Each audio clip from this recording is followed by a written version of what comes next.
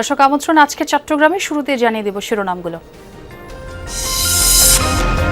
ওসমান হাদি হত্যার প্রতিবাদে চট্টগ্রামে দেয়ালিকা ও গ্রাফিতি অঙ্কন, খুনিদের বিচারের দাবিতে নিউ মার্কেট মোড়ে অবস্থান কর্মসূচি।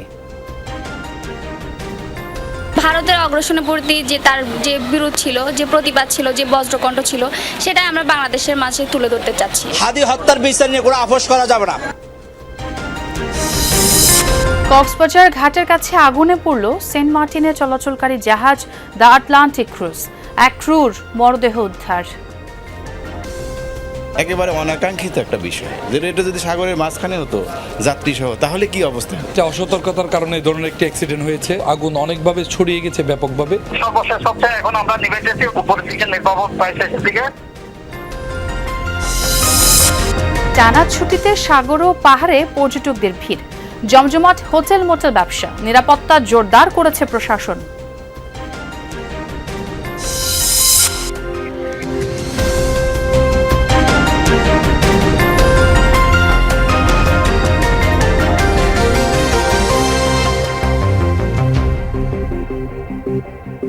এতক্ষণ শিরোনাম দেখছিলেন, আর সঙ্গে আছে আমি ছোঁয়া খন্দকার। এবার পুরো খবর। শহীদ ওসমান হাদির খুনিদের বিচারের দাবিতে চট্টগ্রামে দেয়ালিকা ও গ্রাফিতি অঙ্কন করেছেন শিক্ষার্থীরা। ফুটিয়ে তোলা হয়েছে খুনিদের রাক্ষসের প্রতিচ্ছবি। একই সাথে অবস্থান কর্মসূচি পালন হয়েছে চট্টগ্রামের নিউ মার্কেটে। অন্তর্বর্তীকালীন সরকারের কাছে বিচার নিশ্চিতে ঐক্যবদ্ধ ছাত্র জনতা।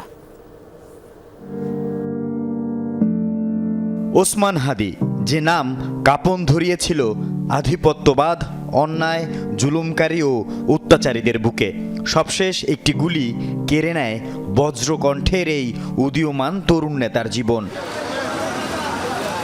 শহীদ ওসমান হাদির খুনের বিচার দাবিতে উত্তাল সারা দেশ। পিছিয়ে নেই চট্টগ্রামের তরুণরাও। দেয়ালে দেয়ালে এঁকেছেন হাদির গ্রাফিতি, চেয়েছে খুনিদের বিচার। শিল্পীর ভাষা, এই দেয়ালিকা, এই গ্রাফিতি, এই লেখা। আমি তো কর্তৃপক্ষ না, এই ইন্টারিম সরকার, তাকেই এই বার্তা দিতে যাচ্ছি যে আমরা হাদি হত্যার বিচার চাই। তোমাদের গল্প আমাদের মঞ্চ সংগঠনের ডাকে চট্টগ্রামের সিআরবি শিরিষতলায় হাদির প্রতিচ্ছবি রং তুলির আঁচড়ে ফুটিয়ে তোলেন শিক্ষার্থীরা। রাক্ষসের আদলে ফুটিয়ে তোলা হয়েছে খুনির চিত্র।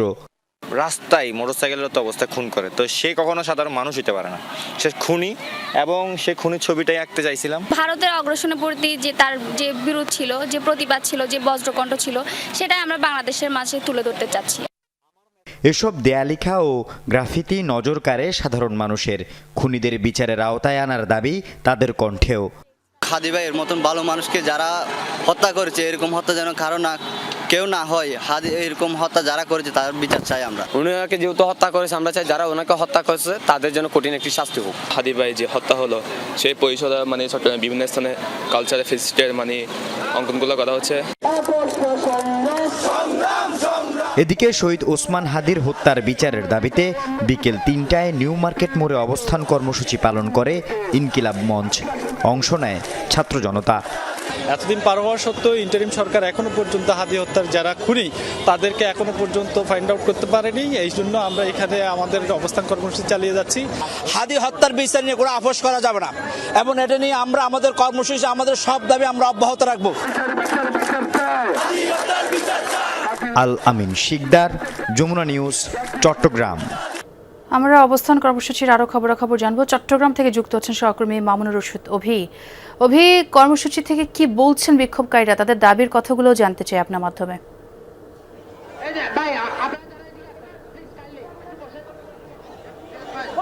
বিকাল ৩টা থেকে কিন্তু ইনকিলাব মঞ্চের আহ্বানে এই কর্মসূচি চলমান রয়েছে এখন পর্যন্ত। আমি এই মুহূর্তে রয়েছে চট্টগ্রাম মহানগরীর নিউ মার্কেট চত্বরে।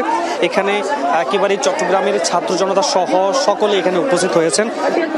সকলে আসলে একটি দাবি করছেন যে ওসমান হাদির যে হত্যার বিচার চাইতে এখানে সকলে এসেছেন। যে এখন পর্যন্ত প্রায় ২ সপ্তাহ সময় হয়ে গেলেও কিন্তু দৃশ্যমান কোনো ধরনের সরকারের পক্ষ থেকে কোনো পদক্ষেপ গ্রহণ না করায় প্রত্যেকে এখানে যারা এসেছেন সকলে ক্ষুব্ধ। বলছিলেন এভাবে প্রকাশ্যে গুলি করে ওসমান হাদিকে যে হত্যা করা হয়েছে, যারা এর সাথে জড়িত, এর এখন পর্যন্ত কাউকে সেভাবে আনা হয়নি।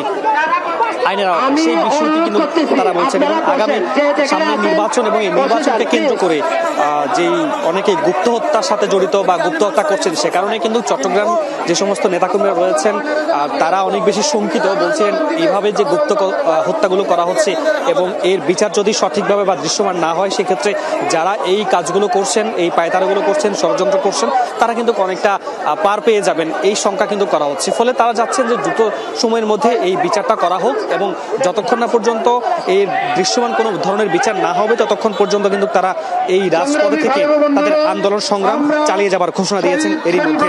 এবং এই যে বিকাল থেকেই প্রায় কয়েক ঘন্টা ধরে এখানে অবস্থান কর্মসূচি পালন করছেন সকলেই। ফলে বলাই যায় এখানে যারা এসেছেন প্রত্যেকেই আসলে একটি দাবি করছেন যে যত দ্রুত সম্ভব ওসমান হাদির বিচার যেন এই বাংলাদেশে হয় এবং সরকারের পক্ষ থেকে যেন দ্রুত সময়ের মধ্যে করা হয়, এই আহ্বানগুলো কিন্তু ইনকিলাব মঞ্চ থেকে করা হচ্ছে। ছোয়া অভি, অনেক ধন্যবাদ আপনাকে। আগুনে পড়ল সেন্ট মার্টিনগামী জাহাজ দ্য আটলান্টিক। কক্সবাজার নুনিয়ারছড়া ঘাটে ভেড়ানোর সময় জাহাজটিতে আগুনের সূত্রপাত হয়। মুহূর্তেই পুরো জাহাজে ছড়িয়ে পড়ে। খবর পেয়ে ঘটনাস্থলে গিয়ে আগুন নিয়ন্ত্রণ আনে কোস্টগার্ড ও ফায়ার সার্ভিসের 4টি ইউনিট। অগ্নিকাণ্ডের সময় জাহাজে থাকা নাবিক ক্রু সহ 16 জন ছিলেন। এদের মধ্যে একজন ক্রুর মরদেহ উদ্ধার করা হয়।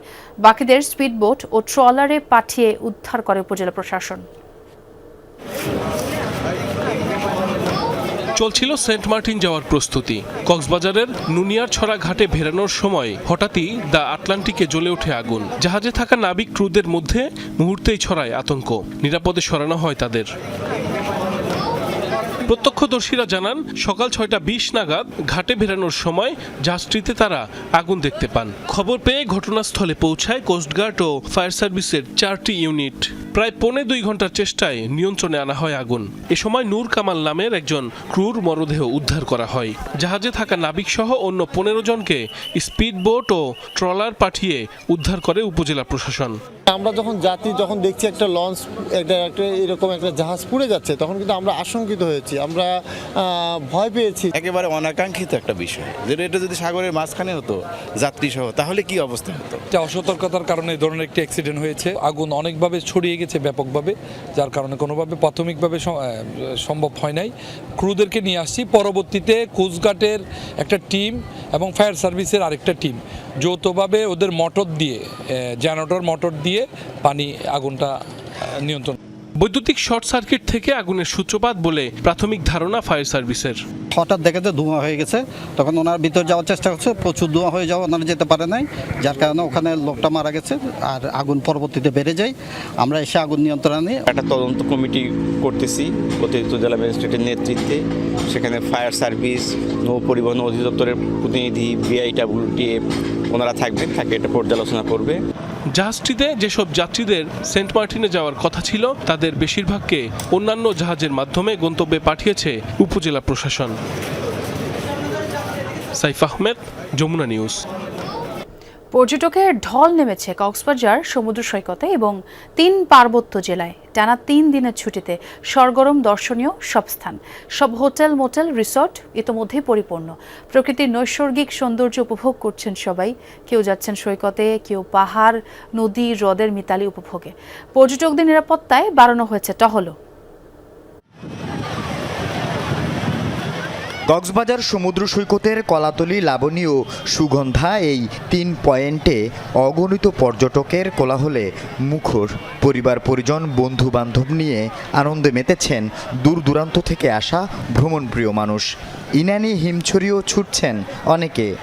হলিডের মধ্যে সবসময় মোটামুটি কক্সবাজারে আসা হয়, তো এই জন্য। কক্সবাজারে এখন অনেক মানুষ, তো এখানে এসে আমার কাছে মনে হচ্ছে যে আমি আসলে মানুষের মেলায় আসছি আর কি। আমার ফ্যামিলি নিয়ে আসছি, আমার 2 মেয়ে নিয়ে আসছি, আমার বউয়ের বান্ধবী নিয়ে আসছি, এসে খুব এনজয় করলাম। লাস্ট দিন অনেক মজা করেছি, নেক্সট দিন ইনশাল্লাহ আমরা পাটুয়ার টেক, ইনানি এসব ঘুরতে যাব।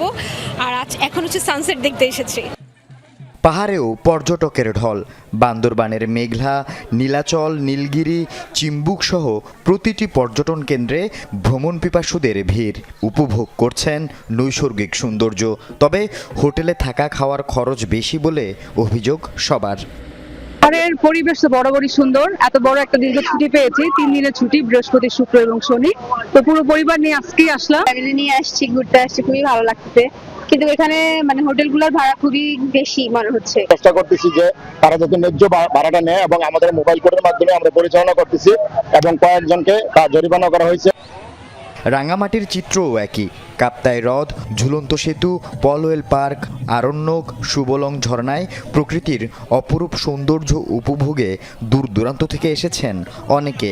সব হোটেল, রিসোর্ট পরিপূর্ণ। ঝুলন্ত ব্রিজটাই দেখলাম, এটা অনেক সুন্দর, অনেক বেশি প্রাকৃতিক, যেখানে হচ্ছে আমাদের বাংলাদেশের সৌন্দর্য অনেক ভালোভাবে বোঝা যাচ্ছে।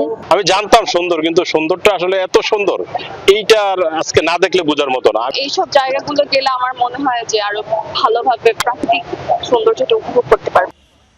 খাগড়াছড়ির প্রধান পর্যটন কেন্দ্র আলুটিলা, হর্টিকালচার পার্ক, ঝুলন্ত সেতু, রহস্যময় সুড়ঙ্গ সহ অন্যান্য সব দর্শনীয় স্থানও পর্যটক সমাগমে মুখর।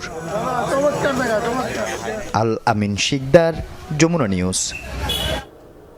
গণতন্ত্র পুনরুদ্ধার, ভোটাধিকার প্রয়োগ ও অবাধ সুষ্ঠু নির্বাচনী পরিবেশ নিশ্চিত করতে সাংবাদিকদের ভূমিকা খুবই গুরুত্বপূর্ণ বলে মন্তব্য করেছেন চট্টগ্রাম 15 আসনের বিএনপি মনোনীত প্রার্থী নাজমুল মোস্তফা আমিন। সকালে লোহাগাড়ায় একটি রেস্টুরেন্টে সাংবাদিকদের সাথে মতবিনিময়কালে এসব কথা বলেন তিনি। 5 আগস্ট পরবর্তী সময়ে থানা থেকে লুণ্ঠিত এবং অবৈধ অস্ত্র নির্বাচনের আগে উদ্ধার করা না হলে সুষ্ঠু নির্বাচন সম্ভব হবে না বলেও মন্তব্য করেন নাজমুল মোস্তফা। এ সময় নির্বাচনের আগে অবৈধ অস্ত্র উদ্ধার করতে প্রশাসনের দৃষ্টি আকর্ষণ করেন তিনি। মতবিনিময় সভায় দক্ষিণ জেলা বিএনপির যুগ্ম আহ্বায়ক আসহাব উদ্দিন চৌধুরী সহ লোহাগাড়া উপজেলা বিএনপি ও সহযোগী সংগঠনের নেতাকর্মীরা উপস্থিত ছিলেন। ধর্মীয় নানা আচার আয়োজনে চট্টগ্রামের সাতকানিয়ায় অনুষ্ঠিত হয়েছে অনুকূল চন্দ্রের 138তম জন্ম মহোৎসব। দিনব্যাপী অনুষ্ঠানমালায় ছিল বিশ্ব শান্তি কামনায় প্রার্থনা, সাংস্কৃতিক অনুষ্ঠান, সাধারণ সভা, বিনামূল্যে চিকিৎসা সেবা কার্যক্রম সহ প্রতিযোগিতা ও পুরস্কার বিতরণ। উৎসবে দেশের বিভিন্ন অঞ্চল থেকে আসা ভক্ত অনুরাগীরা অংশ নেন। এ সময় দেশ ও জাতির মঙ্গল কামনায় বিশেষ প্রার্থনা করা হয়। এর আগে সাধারণ সভায় শিক্ষক, সমাজসেবক, সংগঠক সহ অনেকে বক্তব্য রাখেন।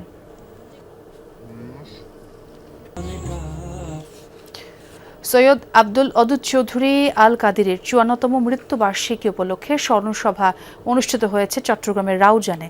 অদুদ চৌধুরী স্কুল মাঠে সভায় বক্তারা সমাজসেবায় তার অবদান এবং বিভিন্ন স্কুল কলেজ প্রতিষ্ঠার মাধ্যমে শিক্ষা বিস্তার সহ নানা দিক তুলে ধরেন। এ সময় জনকল্যাণে অন্যদেরও এগিয়ে আসার আহ্বান জানান তারা। সভায় সাবেক সংসদ সদস্য এবং বিএনপির ভাইস চেয়ারম্যান গিয়াসউদ্দিন কাদের চৌধুরী সহ স্থানীয় নেতা ও বিভিন্ন শ্রেণী পেশার মানুষ উপস্থিত ছিলেন।